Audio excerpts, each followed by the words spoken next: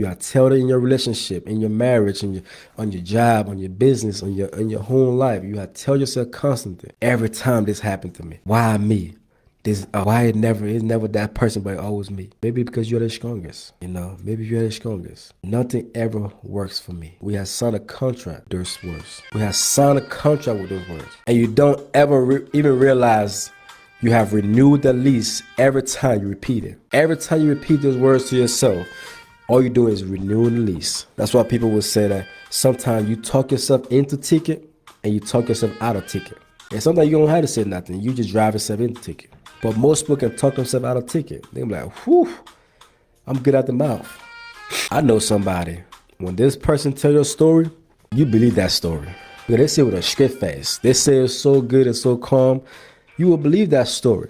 The words of the mouth.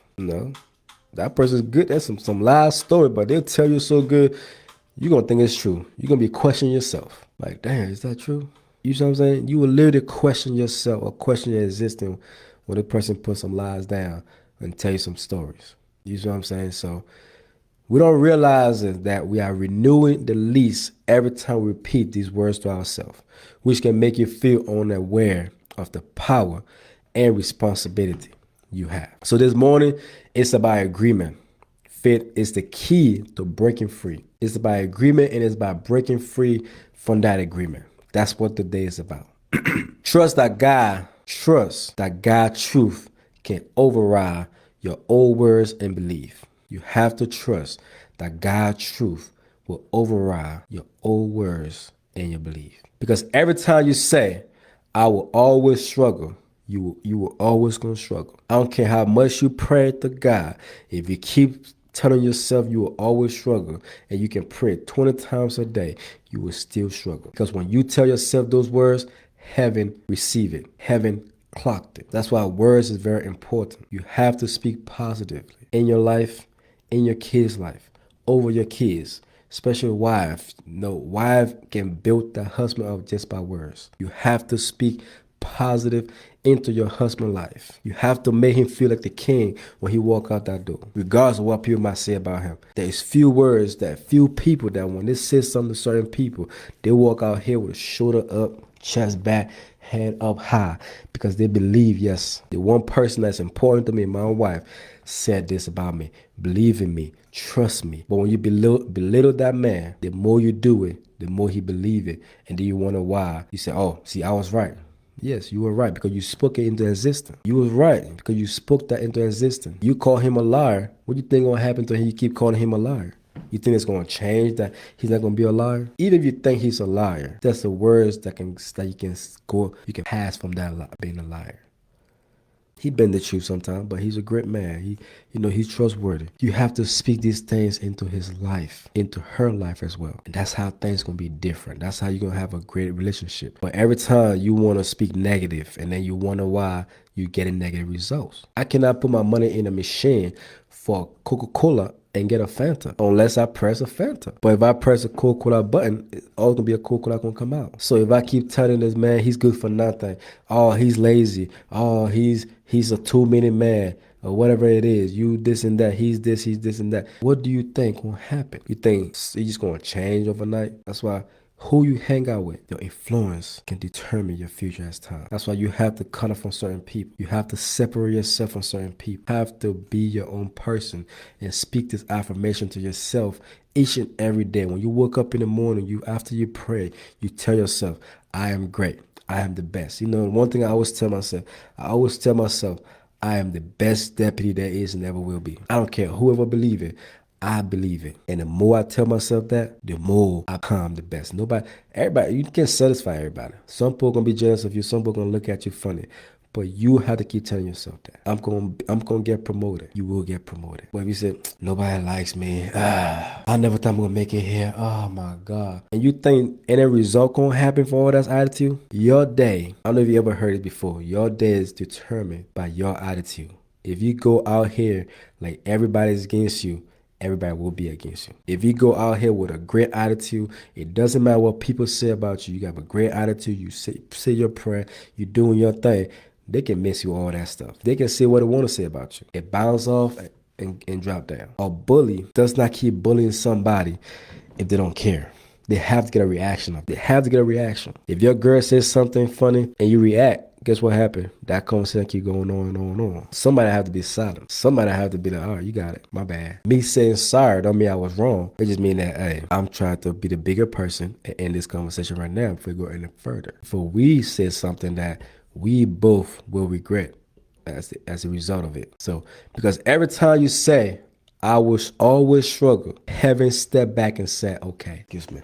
Look at that. Every time you tell yourself that, heaven is listening. There's nothing happen overnight. I can say and say I'm gonna win the lottery all day. If I don't play the lottery, but say I won't win the lottery, that make it make sense. So every time you tell yourself you're gonna struggle, every time you tell yourself you're good for nothing, every time you tell yourself, oh, I'm not good enough for you. I'm not this and that. I'm not this and that. Heaven say, okay. Every time you tell yourself, I'm not married, and you know you're married, you about to be divorced. Every time you tell yourself, I'm single, when you know you in a relationship, you about to be single. Because the more you tell yourself that, you're going to start to believe you're single. Doesn't matter if you're not guys stay around you or you talk to that guy, you still not going to feel any fulfilling because you keep telling yourself you're single. You keep believing that you're single.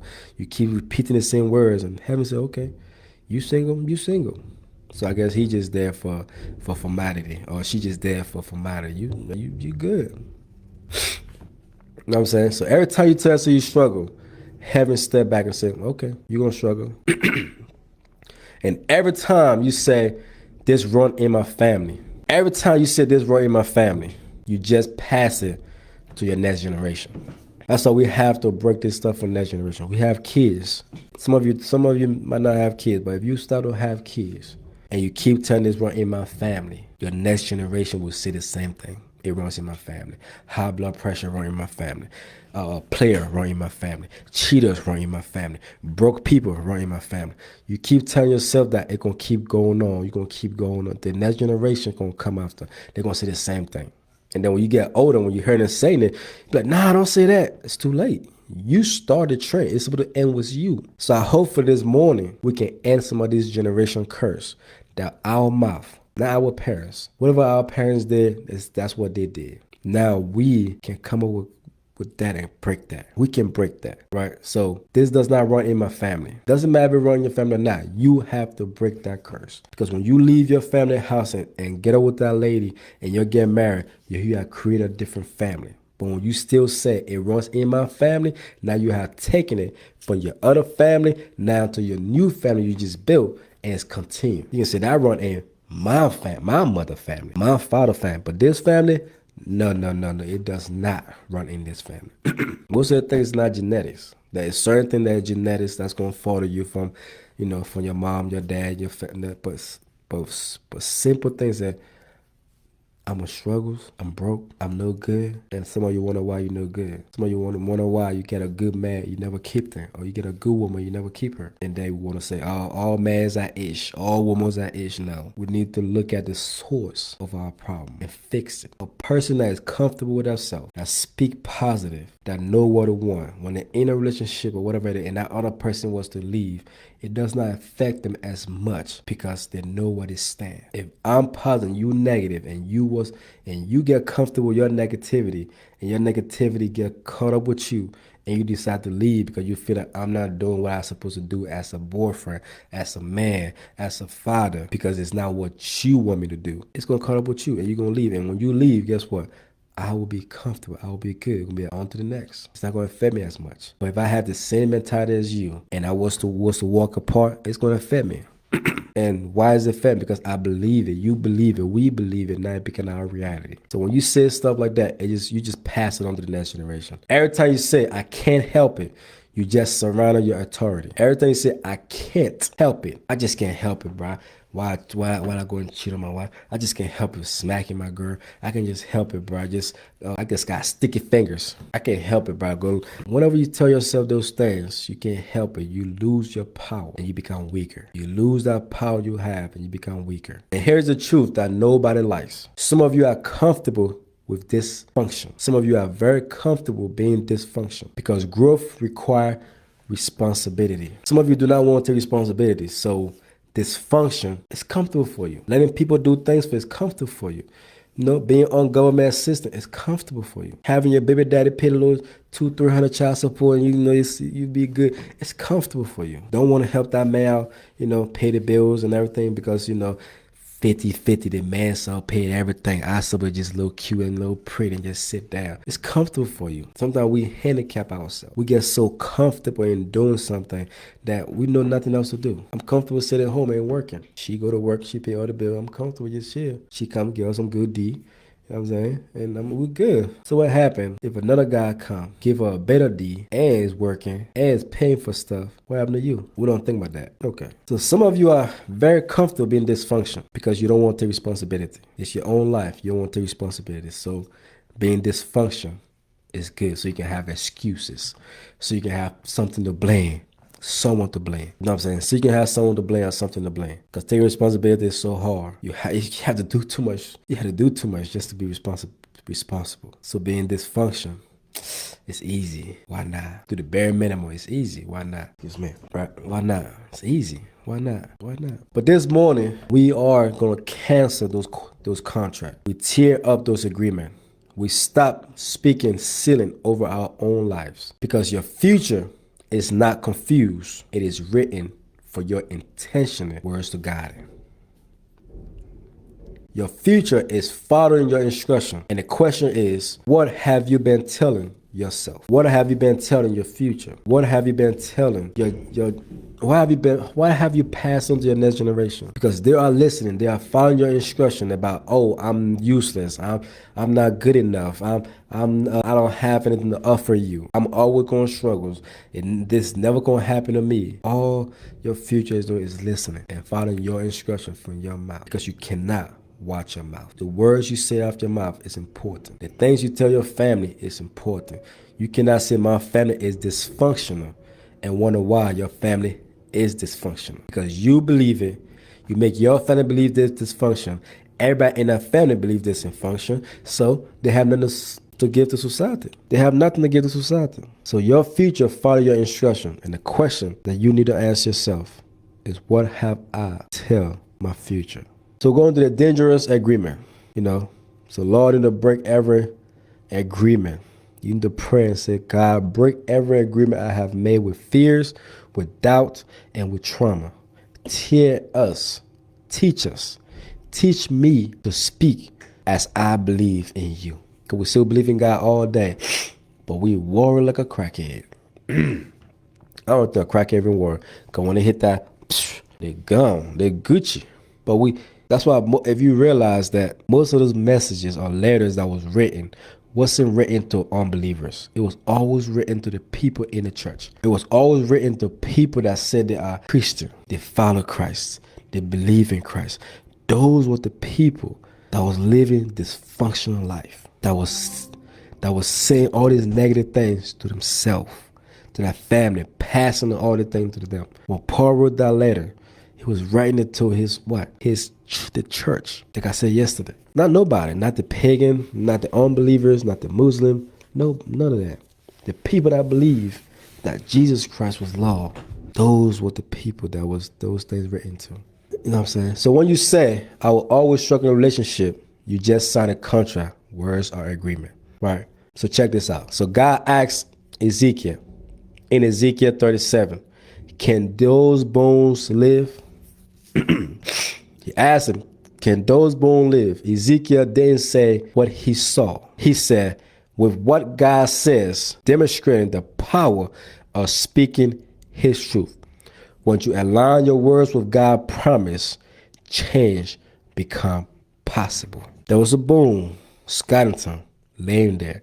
God asking, can those bones live? Those bones means a lot of things. It's a metaphor for a lot of things in our life. Can those bones live? Right. Realize that Ezekiel didn't say what he saw. He looked beyond those bones. And he used God words. Right? Because God said, well, my words will never come back to me void. So that whatever he says have to come to pass, have to be fulfilled before it go back to him. But a lot of time we set ourselves short. We say things that we know we shouldn't be saying to ourselves, to our friends, to the people we hang around. We tell them something and then wonder why they are the way they are. Because now the more you tell them that, and if they're weak-minded, they're going to believe that. They're going to believe that. So when you align your words with God's words and God's promise, change become possible. And the bones responds to speech. The bones respond to speech. So let's go with trauma talk. Some of us are addicted to trauma language. We're addicted to toxic languages. We're addicted. It feels safe because if you keep calling yourself broken, you never have to try healing. If you keep calling yourself broken, you never have to try healing. That's the truth. Nobody like. Because if I keep saying I'm broken, if I keep saying, oh, she broken, that means I'm giving her excuse to do what she want to do. I'm giving myself excuse to not be able to try to heal from my trauma, try to heal from that breakup, that divorce, or that hurt, that gunshot, whatever it is. I'm not giving myself a chance to heal from those things by calling myself broken. So what has happened in real life, right? So I got a few quotes I'm going to go ahead and say. So a lot of athletes visualize and speak success before championship. And the one person that I could think of right now, I know many of you can think of, is Muhammad Ali. Muhammad Ali says, I am the greatest before he was the greatest. People mock him. People didn't say anything. He said, I am the greatest. I said that even before I knew I was. I figured that if I said it enough, I would convince the world that I was really the greatest. And he did. Sting like a bee, right? So Muhammad Ali, the Pharaoh used affirmation and prediction, the rounds in which he would knock out opponent. He said, I'm going to whoop you. He believed it. And he said so good. And he said with so much passion, he make you believe it. He going to knock you out. And when you get in the ring, guess what? Now what he says in your mind that he going to knock you out. Now your whole game plan is mess up. And then guess what? You get knocked the poop out. With a pillow. You sleep. I know your son Pacquiao got knocked out. Or who else just got knocked out again recently? Because you believe it. And he made you believe it. Because he believed it. And he says so good with no doubts that when he got in the ring with you, he knocked you out. And a lot of people mugged him. But history confirmed it. My girl Clark, a basketball player, right? She said, I believe and I visualize being in this press conference with a hat and a shirt around me. So here we are. I have dreamed of this moment since I was a little girl. She had dreamed of that moment since she was a little girl, and it happened. Before achieving historic NCAA tournament success, Clark visualized winning the game and experiencing the celebration, using mental image to build confidence. Using her mental image to build confidence. I hope you're sticking with me. I hope you're understanding what I'm trying to say. I hope you're grasping what I'm trying to say. I'm saying I'm a little under the weather right now, so I can't go as deep as I would like to. I'm saying, because, excuse me. What I'm saying, but think about that. My man, Michael Phelps, one of the greatest swimmer ever. Phelps said nightly. Every night he visualized where he imagined not only the perfect race, but also potential obstacle, like his goggle being flooded with water, his eye stuff being flooded with water. He don't just picture the perfect one. He visualized other obstacles in his way and how he can pass the obstacle. What happened if my goggle get this? Or I can do this. All right, so now when he thinking about that, guess what he do? He go and try it out and make sure that water get his goggles and water, and then he found an avenue to get out of it. That is somebody that's determined. That is somebody that's wants success. That is somebody that cares about his family, himself, and his generation. The tennis player, Serena Williams. Williams has spoken about mental rehearsal match. She had played everything in her mind. Like my man Steph Curry said, he said, you win the game with your mind. If everybody on your squad think they're going to win that game, guess what? They're going to do everything within the power they have to win that game because they're going to play hard. They're going to defense. They're going to shoot the ball well. They're going to do the little stuff. Dive on the floor. Go this, get the rebound. They're going to do everything because they all believe they can win that game. They all believe it. Some of us sometimes, some people believe too much. If you can knock this dude out, you're like, I can knock you out, but you don't believe it and you don't train. Because I said I'm knock you out, don't mean I'm not gonna train, I'm just gonna knock you out. No. I say I will knock you out, but I have to put in the work as well to be able to TKO you. Kobe Bryant, he said beyond just visualizing success, Bryant could mentally rehearse failure, missing a shot, and the crowd reaction to train his response to adversity. Not just the success, but what the crowd would do when he missed a shot. How to boo him, how to do this. That way he can get himself mentally prepared and say, you know what, I'm going to play my game no matter what. They can boo me, they can do this, they can do whatever it is. I'm not going to lose focus, because now if you're not mentally there, if you all think it's a success, oh yeah, it's all good, and then one bad shot, you miss it. The crowd go crazy about you. Oh, you suck. You this, you that. And then now it messes your whole game. So he think not just a success, but he think about the fade apart.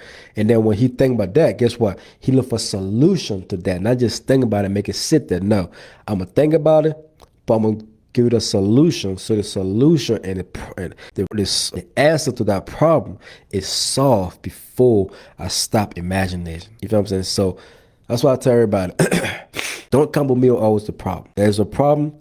Think about a solution, come to me about it. We talk about it, say, hey, boss, this is the problem right here, but I think we can do this to solve this. What you think? Now, there's a problem right here.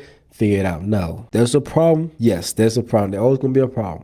All right, this is the problem. This is why I think I can solve this problem by doing this and this, that, the third. What's your take on it? And then now I can say, okay, this person was thinking. They didn't just stop at the problem. They had solution. Even the solution might not be quite right, but it has solution to what thinking beyond the problem, not just the problem. Yes, there's a problem. How can we solve the problem? Even Venus Williams, her sister, she said, just believe it in yourself, even if you don't pretend, even if you don't pretend that you do, and at the same point, you will. Even if you don't, just pretend that you do. We should have this saying, what, fake it till you make it? She emphasized that creating a mindset of success, acting as if eventually leads to actual success. Just the mindset of success. That's why I always tell people, the lion is the king of the jungle because of his mindset. Because it's not faster than the cheetahs, it's not stronger than the elephant, but a mindset sets it apart from everybody else. The mindset. So what happened if you don't change? If we don't change, we raise children who inherit our vocabularies of defeat. They will repeat what they hear, and your ceiling become that inheritance. Your ceiling become that inheritance. Your mouth is like a thermostat. It set the temperature of your environment. Keep saying it's cold out here, and you will never notice the sun rising. Keep saying it's cold out here, and you'll never notice the sun rising. You have been saying, I will always struggle. This run in my family. I attract the wrong people. I'm just unlucky. If you say it long enough, it will become your life. Here should be your new sentence. The circle breaks. The circle stops with me. Stop with my family, my generation. I am not bound by family pattern. I chose differently. I deserve a healthy, prosperous relationship. I am financially wise and growing. I am healed and not haunted. I am not a victim. I am responsible. God is rewriting my story in real time. Those should be your new sentence from this day forward. Every day, look at yourself and say, this, why I believe in it. Then get to work and you will see the change in your life. So everything I just said, every day tell yourself that. When a problem arrives, tell yourself that and believe it as you tell yourself. Even if you don't believe it, think it like you believe it. Pretend like you believe it. And the more you pretend and practice a scenario, the more you become good at it. And next thing you look, it's going to change your life for the better, not for the worse. So we need to stop agreeing with limitation. We need to stop agreeing with limitation. Like I told you about the fleas yesterday. The fleas can just jump. It can jump as far as it could.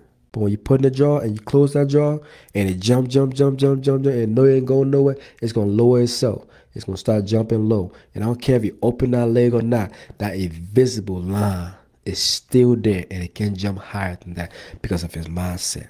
And a lot of us think like a fleas. A lot of us think like that. A lot of us act like that. A lot of us believe that. A lot of us believe we're good for nothing. A lot of us believe it's run this dysfunction running our family. A lot of us believe I can't do nothing. My hands are tied.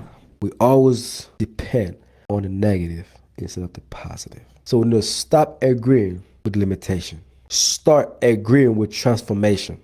If you don't like your reflection, change your declaration. If you look in the mirror and you don't like what you see, change what you see. If you look in the mirror and say, damn, I'm fat. Okay, change it. If you look in the mirror and say, damn, I ain't got no money, change it. We are in a country with opportunity. Yes, we got to give Uncle Sam his money back, but it's a lot of opportunity here. Excuse me. We are in a country of opportunity. It should be no excuse. There's always going to be ups and downs. It's always going to be ups and downs. There's going to be some bumps in the road. There's going to be some potholes. The roads can always be smooth. Now look at Liberia right now. A lot of Liberia roads have been dusty, muddy, crooked for years and years and years and years. And guess what? Most of the roads that was like that, now it's smooth and paved. Do you think anybody remember those times it was dusty? Nah, they're cruising now. I mean, it's like I'm cruising down the road and my sis full. You know what I'm saying? They're cruising now. They ain't worrying about that dusty road. Same thing with you. You don't need a new season. You need a new sentence. So now open your mouth and introduce yourself to your next level. The same mouth you use to curse yourself, open that same mouth to bless yourself, to bless your generation. So what's the point of all this? You are not trapped by your circumstances. You are trapped by the agreement you keep repeating. Every time you say, this is just how I am, nothing ever works for me, this run in my family, I will probably fail anyway. You renew a contract with limitation, and heaven honor the authority of your words. In the book of Amos 3:3 says what? Can two walk together unless they are agreed? Think about that. Can two walk together until they agree? Unless I'm pulling you. But we cannot walk. That's not walking. That's me pulling you and dragging you. In order for me and you, for you and I to walk together, we both have to come in agreement. In order for both of us to sleep together, we have to come into agreement. In order for both of us to sit down and eat together, and we have to come to an agreement. So what the Bible said, can two walk together unless they are agreed? If you agree with fear, you will walk with fear. If you agree with doubt, you will walk with doubt. If you agree with God, you will walk in God's power.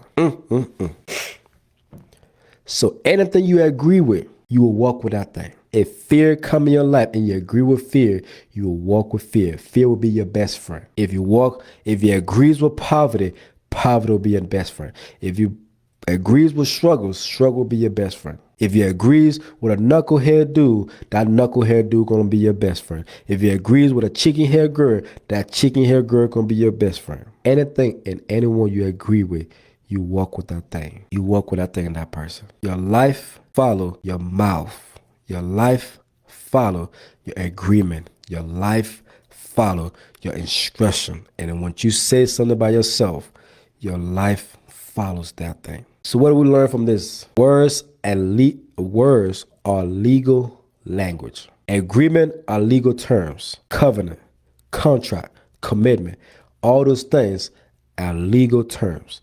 When you keep saying, I'm bad at money, your brain looks for evidence to support it. Your behavior align with it. Your result confirm it.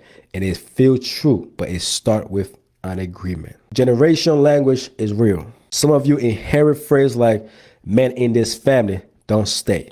We don't own businesses. Nobody from here makes it. Some of you grew up with that.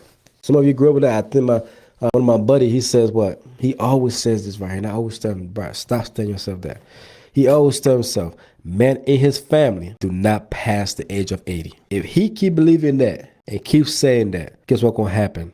He's not going to see Eddie. And guess what? His kids going to believe that if he have a kid, and now that's just passing on to the next generation. That's just passing to the next generation. Because you grew up with that inheriting phrase like, men in this family don't stay. Men don't have businesses in their family. Nobody from this family make it. That is not a DNA. That's a dialogue. And dialogue can be changed. In the book of Ezekiel 18:2-3 said, God rebuked the proverb that blames past generation. He rebuked people that blame your past generation. Because every generation can rewrite their own story. Every family can rewrite their own story. So when you leave your folks' house, you can rewrite your own story. That story don't have to be your story. So even the Bible said, God rebuked those people, those things that blames the next generation. When you have the power to change your generation, your belief, your family. He basically says, stop repeating that excuse. He firmly declared, cease using that excuse. This powerful message emphasized that you are not bound to the narrative you were raised hearing. You have the freedom to forge your own path and make your own choices. How you doing? What's up, Godchild? Right? Even God says it. He rebuked it. Stop blaming your past generation. Stop blaming your grandma, your grandpa. No, stop blaming those things. Just stop it. Because each of us have the power to change our generation. But it all starts with our mind. So go and read that for yourself. Ezekiel 2:3. How God rebukes. How God rebukes the proverb that blame the past generation. We blame the past generation for our failure. Appreciate it. We blame the past generation for everything. My mom was a hoe, so I guess I'm gonna be a hoe too. My dad was a rolling stone, so I guess I'm about to start rolling them stone. You are choosing to be like that. That is not a DNA. That's a choice. That is a choice. We have to break free from that. I said we because I used to feel that way. I used to think that way. I used to tell myself certain things. Hey, I guess I'm not good for you. I guess I'm not worth your time. Instead of just walking away. You don't always have to say something. We was always raised, if you don't have anything good to say, shut your mouth. If you know you're going to say something negative about your life or the person's life, shut your mouth. We let our emotion get the best of us. That's what somebody once said. Do not let your emotion overpower your intelligence. Do not let your emotion overpower your intelligence. Don't use your emotion to say certain things and you feel that, oh, okay, I got you. Appreciate it, love. Don't let it. We can forge our own path and stop blaming the next generation for our failure, for our step back, for everything we're doing. We can do better. That's what a father is important, because a father is the only man that wants his kids to be better than him. Only man. So here's the part people don't like. Sometimes you keep negative agreement because they protect you from trying. You keep negative agreement because it protect you from trying. So you say whatever you want to say because you don't want to try. If you say, I probably will fail, so I'm not even going to try. I probably ain't going to do it good, so it's not even worth me trying because I might not even make it, so I ain't even going to try.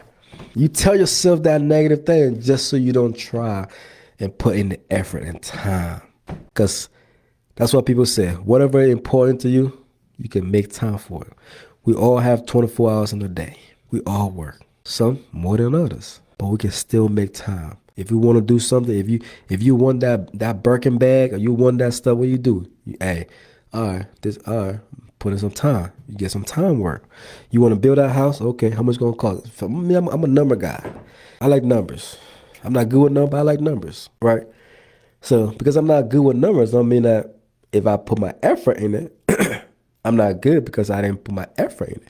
I'm not good because I put my effort. No, I love numbers. I love math. My professor in college failed me because I would finish my test and I'd be talking in class and messing everybody else up. And she told me to shut up a few times. And I felt it was so easy. You know what I'm saying? Being a little cocky little dude, whatever. I felt it was so easy. I would finish quick. I know somebody else can relate to me. I would finish my test and I would sit there and run my mouth. And she failed me. She gave me a D. I was like, ain't no way. And she said, yeah, I told you. I don't think she's supposed to fail me now, but that was a lesson. The next time I took her class back, guess what? I would do my work and I would sit my butt down and let everybody do that work. When they're talking, I said, nah, bro, go ahead and do your thing. I broke that real quick because how dare she feel me? Because this thing right here is easy. To me, it's easy. Because why is it easy to me? Because I have put in the work. I have put in the time. I have put in the effort. When I go home, I work the numbers. I put in the work. I put in the time. I do what I'm supposed to do. Some of them don't. But because they don't on me, I have to go in there and show up and distract them from doing what it's supposed to do. Right. So if you say I'm probably gonna fail and you fail, you are right. You risk the risk to your ego. But if you declare I will succeed, now you must act like it. Growth is uncomfortable. Disaffection is predictable. Growth is uncomfortable, and dysfunction is predictable. So what could happen if you don't break it? You will build a life that matches your excuse. If you don't break the circle, you will build a life that matches your excuse. Whatever you tell yourself, whatever you say, you might say 10 years ago, I don't remember it no more, but you believe it. Now you live it in it. You will build that and match your excuse. You will raise children who speak the same way. You will pray for a breakthrough while verbally reinforcing your bandage. You will say all the prayer, but verbally you are still. That's why sometimes I ask some people, you are very prayerful. Why are you speaking in such a way? If you have nothing good to say, shut your mouth. Because you cannot be so prayerful. You cannot get on your knees, fast, and sacrifice food and other activity, other thing you could be doing just so you can come back and speak negative. You might well don't do it. You might well don't pray. Because everything you just pray and you just cancel all that by telling yourself, I'm good for nothing. I'm not gonna make it. In this family, we don't do nothing good. We're not gonna be different. This other family all here try to live like the Jones. The Jones gonna be the Jones. You're not in the Jones house. You don't know what they got going on. You pray for breakthrough while verbally reinforcing bandage. And yes, later you will say, I guess it just wasn't meant to be. No. It wasn't spoken by you. That's why it wasn't meant to be, because it wasn't spoken by you. A lot of people get in a relationship and the relationship over, like, I guess it wasn't meant to be. On to the next. No. You have spoken so many negative things in that relationship. You have spoken so much negative things about that girl, that guy, how they this, how they that to people, and then look at them this way. You have spoken to them, and so they believe it. Other people believe it. Now, you're going your separate ways, and you say, I guess it wasn't meant to be. Yeah, you spoke that into resistance. So that's why it wasn't meant to be, because you did not speak it in your life and you did not want it to happen. So you spoke all this negativity and you thought that as somewhat, if you talk about math, negative times negative is what? Negative times positive is what? We need to stop this. So stop agreeing with what God never says about you. Because whatever you agree with, you empower. Whatever you agree with, you empowered it. If you agree with fear, you empower that fear. If you agree with sadness, you empower that sadness. If you agree with dysfunction, you empower that dysfunction. If you agree with low income, you empower that low income. If you agree with good for nothing, a bad relationship, bad marriage, you empower those things. And do not be surprised if it happened the way you imagined it. Don't be surprised. Don't be surprised. You don't need more motivation. You need cancellation. Cancel the lies, cancel the ceiling, cancel the excuse, and replace it with truth. Because your future is not about guessing what to do.